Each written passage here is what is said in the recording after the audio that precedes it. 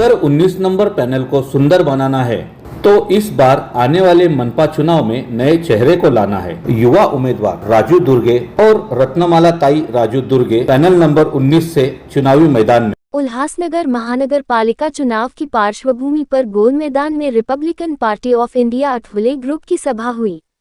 इस दौरान उन्होंने आने वाले महानगर पालिका चुनाव में महायुति से 21 सीटें मांगी हैं, जबकि अठवले ने 15 सीटें मिलने की उम्मीद जताई है।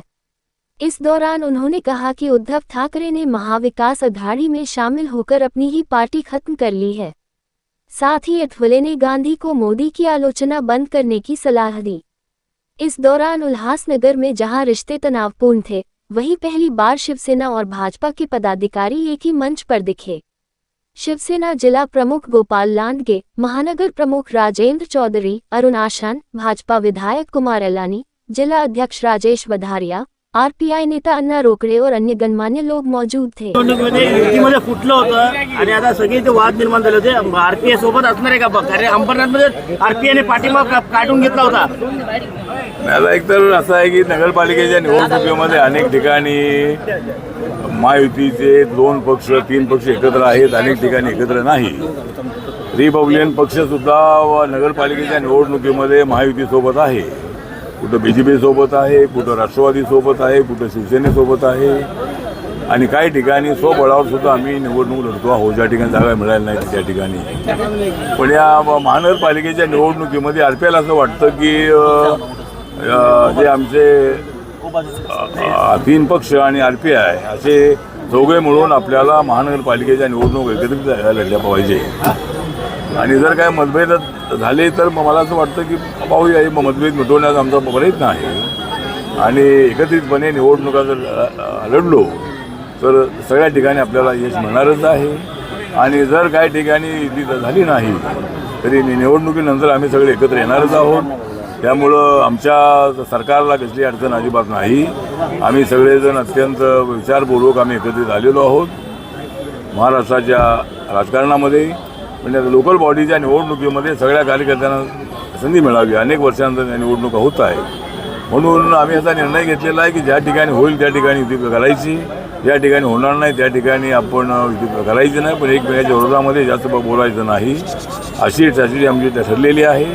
या पद्धतीनं मला असं वाटतं की या महानगरपालिकेच्या निवडणुकांमध्ये एक चांगलं यश आम्हाला मिळेल आणि रिपब्लिकन पक्षाला एक 10, 14, 15 जागा मिळाव्यात अशी आमची अपेक्षा आहे। राज ठाकरे आणि उद्धव ठाकरे एकत्र आलेले आहेत, याविषयी काय प्रतिक्रिया? राज ठाकरे आणि उद्धव ठाकरे आगामी निवडणुकीमध्ये एकत्र आलेले या संदर्भात काय म्हणतात? मला वाटतं की उद्धव ठाकरे आणि राज ठाकरे एकत्र आले असले तरी नगरपालिकेच्या निवडणुकीमध्ये त्यांचं कुठं काही चर्चा दिसली नाही आणि दोघे जरी एकत्र आलेले असले, मुंबईसाठी उद्धव ठाकरे आणि त्यांच्याबरोबर युती गेलेली आहे आणि आपल्या पायावर धोंडा मारून घेतलेला आहे, त्यामुळं महाविकास आघाडीमध्ये फूट झालेली आहे आणि फक्त उद्धव ठाकरे आणि राज ठाकरे एकत्र येऊन त्यांना महाराष्ट्राच्या राजकारणामध्ये तसं यश अजिबात मिळणार नाही।